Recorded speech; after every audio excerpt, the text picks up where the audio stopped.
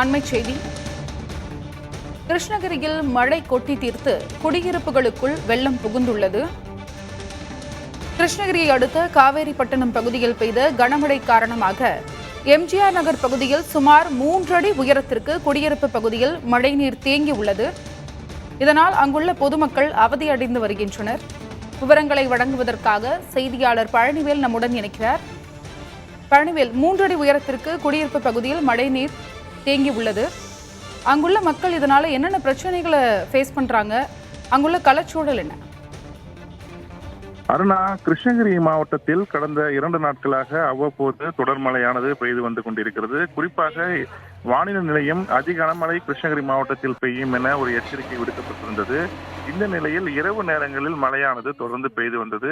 நேற்று இரவு கிருஷ்ணகிரி மாவட்டத்தில் பரவலாக கனமழை கொட்டி தீர்த்தது. குறிப்பாக கிருஷ்ணகிரி மாவட்டத்தில் நெடுங்கல் என்கிற பகுதியில் 12 சென்டிமீட்டர் அளவிற்கு மழை பதிவாகி இருக்கிறது. கிருஷ்ணகிரி, பருகூர், போச்சம்பள்ளி, பெனுகுண்டாபுரம் போன்ற பகுதிகளில் சராசரியாக 7 சென்டிமீட்டர் அளவுக்கு மழையானது பதிவாகி இருக்கிறது. இந்த மழை காரணமாக இரவு முழுவதும் கொட்டி தீர்த்த மழையின் காரணமாக பல இடங்களில் மழைநீர் சூழ்ந்திருக்கிறது. அந்த வகையில் கிருஷ்ணகிரி அருகே காவிரிப்பட்டினம் அருகே இருக்கக்கூடிய எம்ஜிஆர் நகர் பகுதியில் நள்ளிரவு சுமார் 5 அடி உயரத்திற்கு மழைநீரானது அங்கிருக்கக்கூடிய 500க்கும் மேற்பட்ட குடியிருப்பு பகுதிக்குள் சூழ்ந்துள்ளது. நள்ளிரவில் மழையால் உறங்கிக் கொண்டிருந்த மக்கள் மழைநீர் வீடுகளுக்கு வருவதை அறிந்து உடனடியாக தங்கள் வீடுகளில் உடைமைகளை எடுத்துக்கொண்டு அருகே இருக்கக்கூடிய மேடான பகுதிகளுக்கு சென்றிருக்கிறார்கள். குழந்தைகளை அழைத்துக் கொண்டு மழைநீரானது அதிக அளவில் உள்ளே புகுந்ததால் அவர்கள் செய்வதேவனே உடனடியாக அருகே இருக்கக்கூடிய பகுதிக்கு சென்றிருக்கிறார்கள். தற்பொழுது அந்த பகுதியில் 3 அடி உயரத்திற்கு தண்ணீரானது சென்று கொண்டிருக்கிறது. குடியிருப்பு பகுதிகளிலும் தண்ணீர் தேங்கி இருக்கிறது. சாலைகளிலும் தண்ணீர் தேங்கி இருக்கக்கூடிய காட்சிகளை நம்ம பார்த்துக் கொண்டிருக்கிறோம்.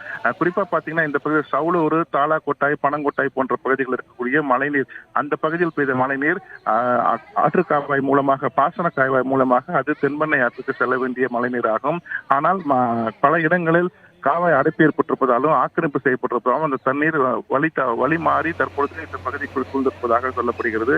அங்க இருக்கக்கூடிய மக்கள் தற்பொழுது உடைமைகளுடன் அருகே இருக்கக்கூடிய மேலான பகுதியில் இருக்கிறாங்க. இதுவரை மாவட்ட நிர்வாகத்தின் சார்போ எந்த ஒரு அதிகாரிகளும் அங்கு இன்னும் செல்லவில்லை. அந்த பகுதி மக்களுடைய குற்றச்சாட்டு, மழை காலங்களில் மழை அதிகமாக வரக்கூடிய சமயங்களில் இதுபோல் மழைநீர் வருகிறது.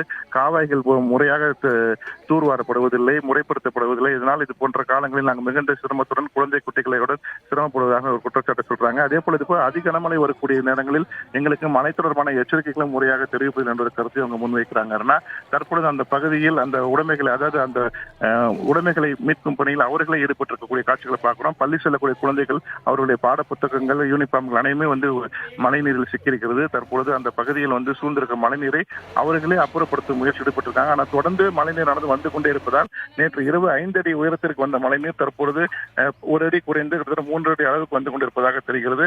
முற்றிலுமாக மழைநீர் வருவது குறைந்தால் மட்டுமே அவர்கள் மீண்டும் அந்த பகுதிக்கு செல்வதற்கான வாய்ப்பு இருக்கிறது.